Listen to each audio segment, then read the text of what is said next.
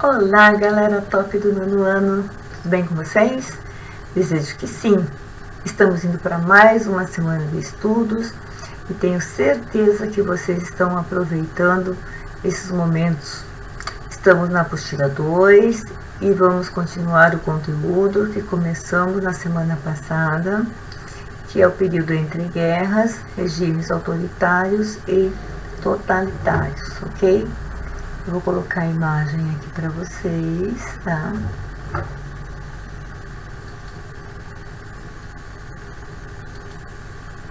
Os regimes autoritários e totalitários. Eu sei que nós já vimos sobre, falamos algumas coisas sobre o fascismo, né? Mas antes de começarmos o assunto novo, eu gostaria de fazer uma pequena revisão sobre fascismo, ok? Só para recordarmos, e aí sim, nós vamos continuar, beleza? Então, fascismo. O fascismo desenvolveu-se na Itália sob a liderança de Benito Mussolini e resultou no autoritarismo e na privação da liberdade individual. Isso vocês estão lembrados, ok?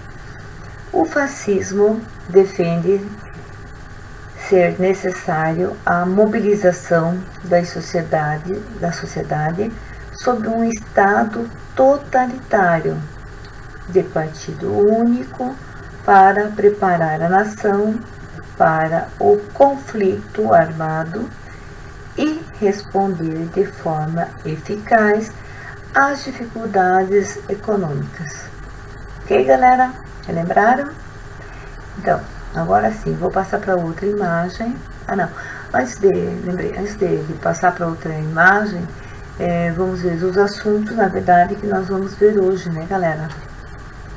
Ele é um pouquinho extenso, mas nós vamos aprender hoje sobre Mussolini e o Partido Fascista, nazismo, Hitler e o nazismo, o antissemitismo, os governos autoritários, salazarismo e, por último, a Guerra Civil Espanhola, ok? Bom, agora sim, nós vamos falar sobre Mussolini e o Partido Fascista, ok?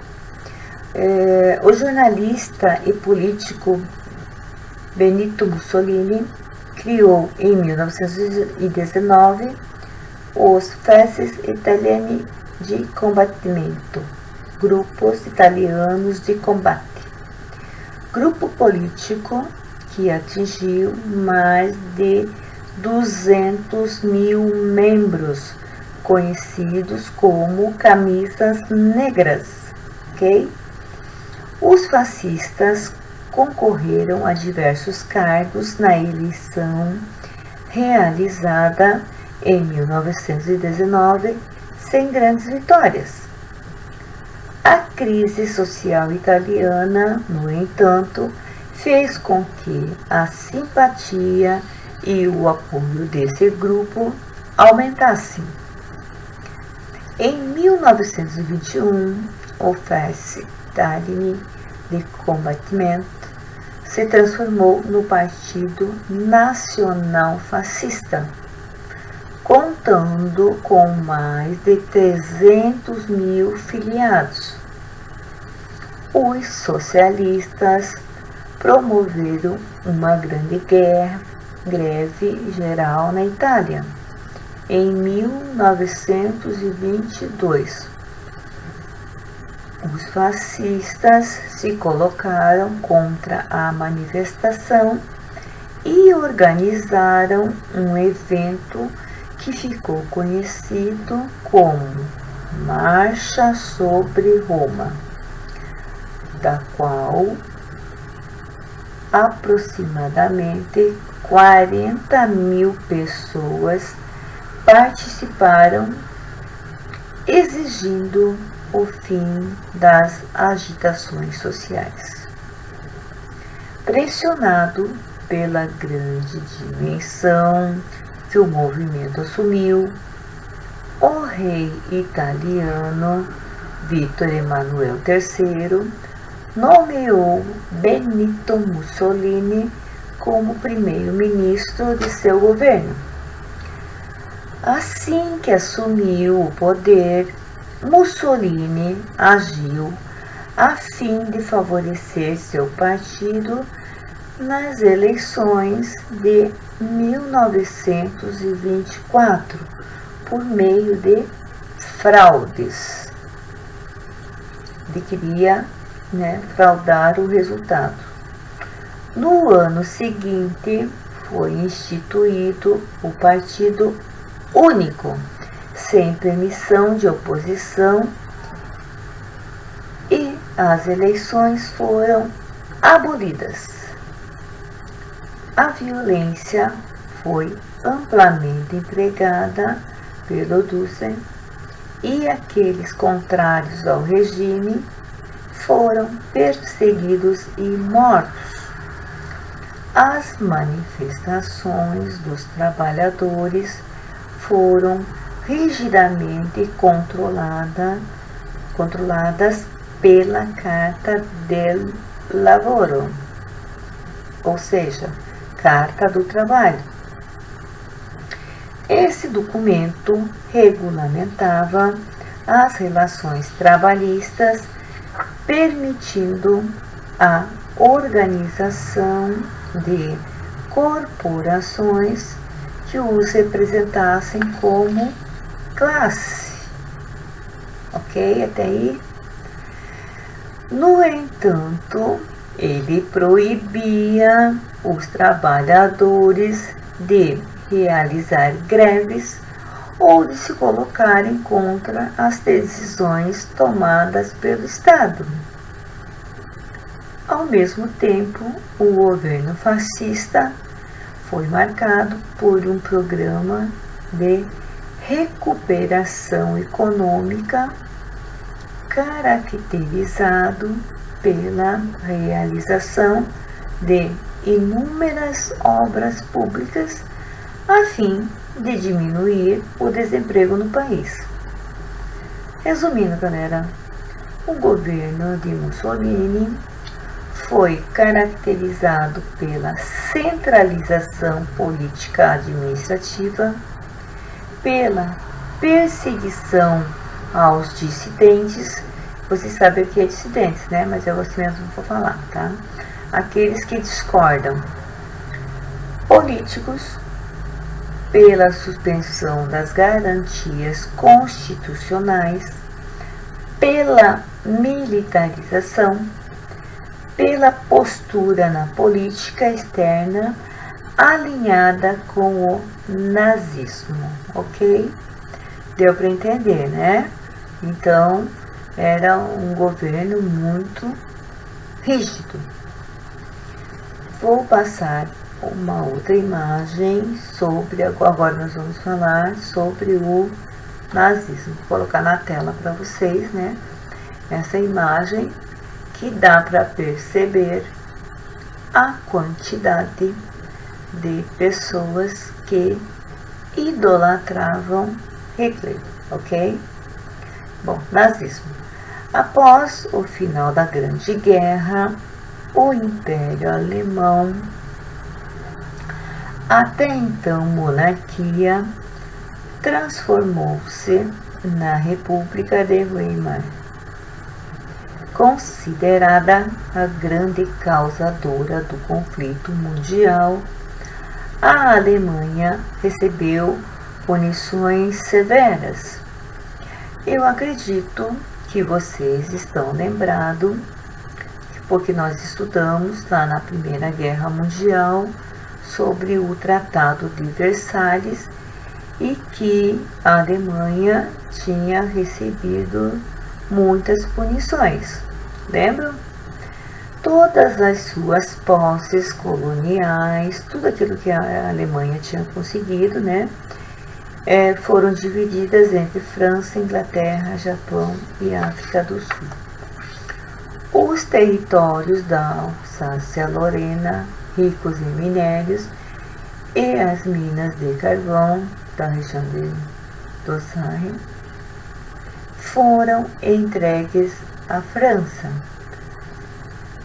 Além da perda de todos esses territórios, o país ainda foi proibido de fabricar armas. Olha aí o Tratado de Versalhes, gente, não esqueçam.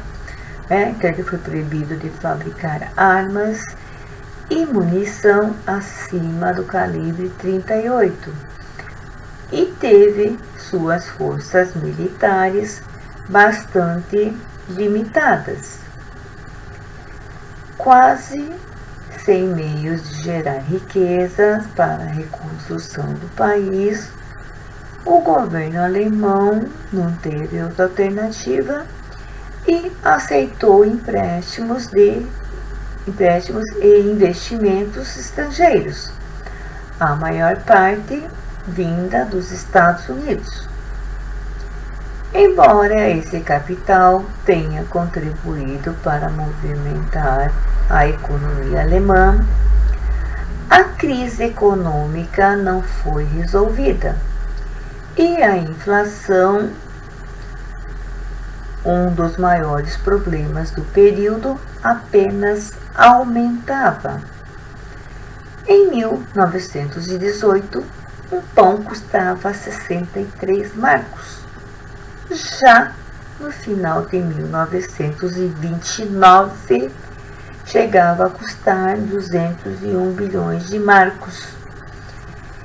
Esta instabilidade econômica colaborou para o crescimento do número de simpatizantes do socialismo no país. Entretanto, com a quebra da Bolsa de Valores de Nova York em 1929, a economia alemã naufragou, junto com a de seu principal investidor. Lembra-se? Estados Unidos. A inflação aumentou ainda mais e os movimentos socialistas tornaram-se mais fortes entre os trabalhadores. Assim como ocorreu na Itália, os grandes capitalistas viram nesse acontecimento a possibilidade da eclosão de uma revolução socialista. Para evitar que isso acontecesse, apoiaram os nazistas, representantes de uma ideologia de extrema direita muito semelhante ao fascismo, tá? Bom, agora eu vou colocar mais uma imagem, né? Agora que o nosso assunto é Hitler e o nazismo, né? Também dá para perceber ali o quanto de pessoas, né, o veneravam e alguns até tinham um certo receio, né, tinham um certo medo, mas a maioria venerava, tá? Hitler e o nazismo. Adolf Hitler, mesmo de origem austríaca, muitas pessoas acham que Hitler era alemão, mas como eu já falei, ele era de origem austríaca, tá? Ele lutou na Grande Guerra pela Alemanha. Como muitos alemães, desiludiu-se com o resultado do conflito, achando não apenas injusto. Ele acreditava que a derrota alemã, lá na Primeira Guerra, tá, se dava por causa de inimigos internos do país, entre eles os judeus. A Alemanha, então uma monarquia, torna-se uma república em 1919. Esta, porém, não conseguia resolver os problemas do país.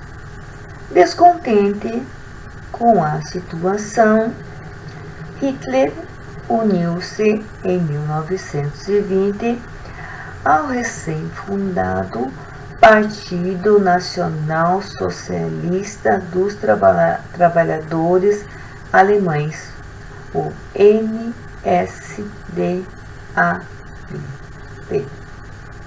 na sigla em alemão, tá? Mais conhecido como Partido Nazista, cujos moldes eram os mesmos do Partido Fascista Italiano. Em 1923, Hitler tentou um golpe de Estado, mas não obteve sucesso. Nessa ocasião, ele foi preso, galera.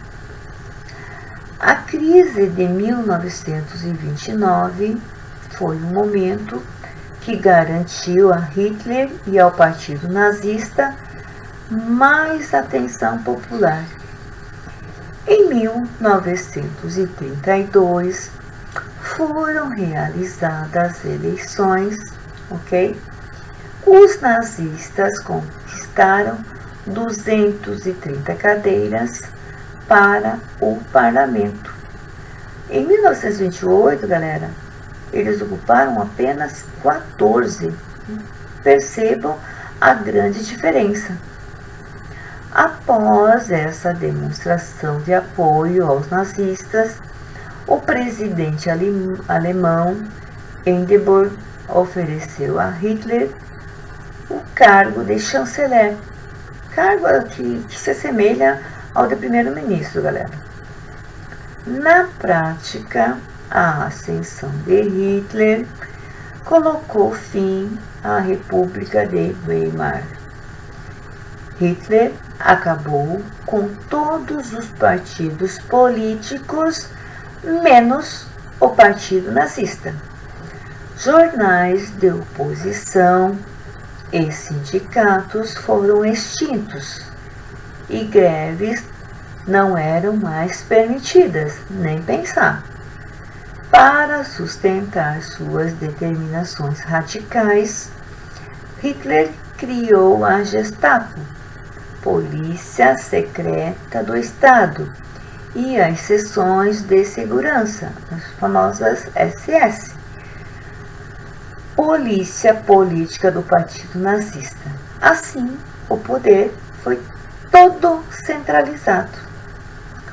O governo de Hitler foi marcado por um grande esforço para diminuir o desemprego.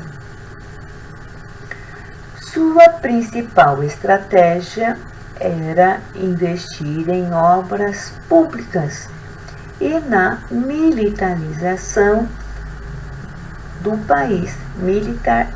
Militarização, desculpa, galera. Apesar do Tratado de Versalhes ter imposto à Alemanha, em 1919, proibir a fabricação de armamentos pesados e um efetivo militar a 100 mil integrantes.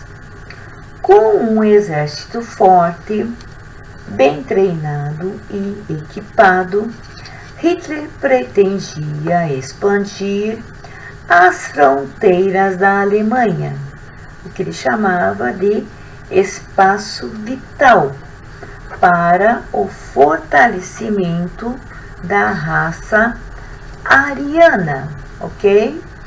Bom, eu vou passar para uma outra imagem para nós falarmos do antissemitismo, ok? Os governos nazistas e fascistas, tá? Ambos eram regimes autoritários e apelavam para o passado de glória. Eram expansionistas e perseguiram os grupos considerados inimigos. Tanto Mussolini quanto Hitler pregavam a superioridade de seus povos italiano e alemão. Porém, o nazismo criou uma teoria que preconizava a superioridade da raça ariana, a raça mais desenvolvida segundo a visão nazista. Era a ariana, da qual os alemães se consideravam descendentes. Essa superioridade vinha de uma suposta pureza, ou seja, da pouca miscigenação com outras raças. Esse argumento justificava a política expansionista de Hitler, retirar vários territórios da Europa do controle dos povos que os habitavam e entregá-los aos alemães. O expansionismo, segundo Hitler, garantia a manutenção de um espaço vital, no qual a raça ariana poderia se desenvolver. Outros grupos, no entanto, eram considerados não apenas inferiores, mas também nocivos à sociedade, motivo pelo qual deveriam ser eliminados. Essa ideia, embasada em critérios pseudocientíficos, justificou a sua ampla perseguição a judeus, ciganos, negros, deficientes e entre outros grupos, ok? O antissemitismo não surgiu com o nazismo, galera, apresentando-se em momentos anteriores na história, tá? Bom, eu vou mudar novamente a imagem para nós falarmos dos governos autoritários, tá? A palavra já está dizendo, autoritários. No mesmo período, surgiram outros governos de caráter autoritário na Europa, como resposta aos problemas do pós-guerra, crise econômica, desemprego, inflação, entre outros, ok? Esses governos concentravam o poder nas mãos não, o poder, mas não eliminaram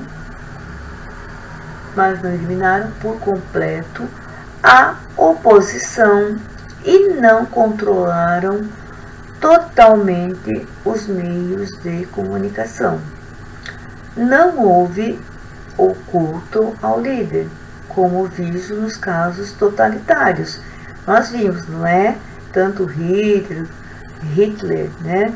Que era totalitário e havia esse culto ao líder, né? Mussolini, a mesma coisa, não é? Isso no governo totalitário. Os autoritários já são diferentes.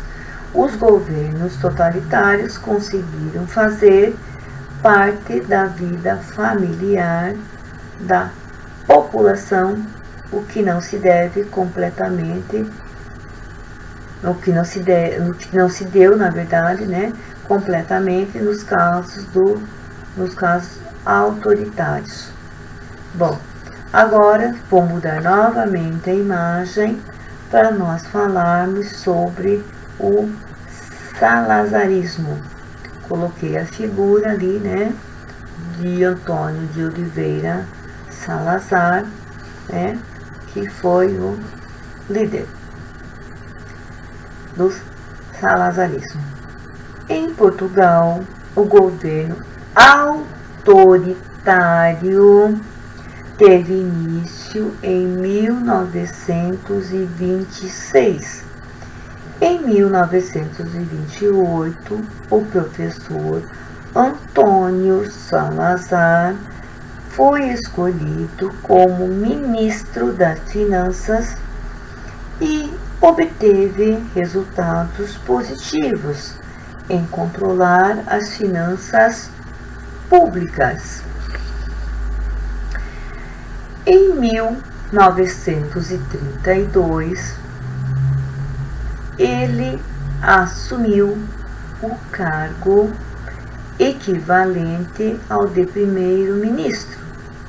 Então, Salazar instaurou a União Nacional como único partido legal do país. Em 1933, aprovou uma nova Constituição para Portugal, que formalizou o início do Estado Novo, ou seja, o salazarismo, um governo de caráter pessoal e repressivo. Além disso, promoveu uma política econômica explicitamente a favor dos interesses da burguesia e perseguiu os movimentos de esquerda. Salazar criou a censura à imprensa, proibiu greves e formação de movimentos de trabalhadores, além da criação de uma polícia política, a Polícia Internacional e de Defesa do Estado, a PIDE. Portugal se manteve sobre esse regime autoritário até 1974, embora Salazar tenha se afastado da presidência em 1968 por problemas de saúde, ok?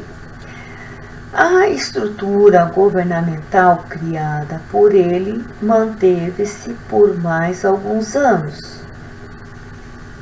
Quem ficou no seu lugar foi Marcelo Caetano, que foi destituído do poder em 1974 por um golpe militar denominado Revolução dos Cravos, ok? Então, salazarismo, acabamos por aí. Agora vamos continuar com uma outra imagem da Guerra Civil Espanhola. Esse quadro é famosíssimo e é de Picasso. Ele, assim, no primeiro momento, ele causa um certo horror, né? Porque retrata bem o que foi a Guerra Civil. E ali você enxerga braços de um lado, cabeça de outros, né? E dá para perceber que tem pessoas ali horrorizadas, apavoradas, tá? Então, vamos lá. A Guerra Civil Espanhola resultou de um confronto entre forças nacionalistas, fascistas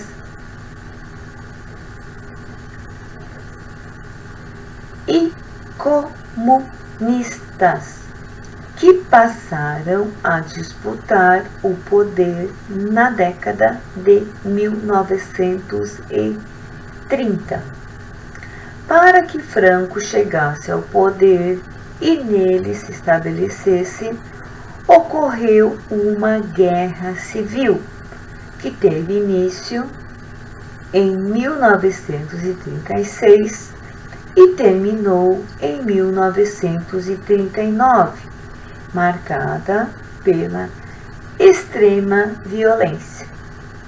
Organizados em milícias, os socialistas reagiram às pretensões da direita, que contava com o exército espanhol. Aos poucos, os governantes dos países vizinhos foram se envolvendo no conflito. Ao final do conflito, no ano de 1939, Franco conseguiu derrotar seus inimigos e assumir o poder, Ele derrotou e assumiu o poder. Seu governo caracterizou-se pelo anticomunismo, pela repressão à oposição política e pela existência de um partido único, a conhecida Falange Espanhola. Vamos ficando por aqui hoje, Antes, porém, vamos lá colocar algumas atividades para vocês que eu tenho certeza que vocês não vão ter nenhuma dificuldade. É da apostila, a página 13 e 14. Como eu disse, nós vamos ficando por aqui. Semana que vem nós nos encontraremos. Espero que vocês tenham aproveitado essa aula de hoje e todas as aulas que virão, porque vocês sabem que é de extrema importância que nós tenhamos sucesso agora para não nos preocuparmos no futuro. Nós temos essa necessidade de focar em todas as aulas para que futuramente nós tenhamos uma certa tranquilidade, galera. Então, assim, eu estou pedindo que vocês levem bem a sério essas aulas, ok? Então, vamos ficando por aqui, como eu já disse, e até a semana que vem, ok? Beijos para vocês.